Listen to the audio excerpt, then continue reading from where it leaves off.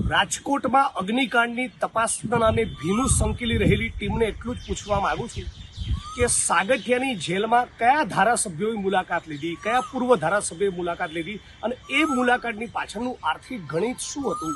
એ ધારાસભ્યોએ કોના નામ ખોલવા, કોના નામ નહીં ખોલવા, ભાજપના કયા પદાધિકારીઓને સાચવી લેવા, એની શું ચર્ચા કરી, એ પણ એક તપાસનો વિષય છે. અને ખરેખર એસીબી અને પોલીસ જે તપાસ કરવા ગઈ જે રોકડ રકમ મળી એટલી જ મળી છે કે એનો વાસ્તવિક આંકડો કોઈ જુદો છે?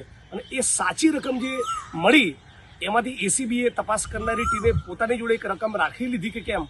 આવા બધા ગંભીર સવાલો છે. રાજકોટ પોલીસના કેટલાક સૂત્રો પાસેથી મને માહિતી મળી રહેલી છે.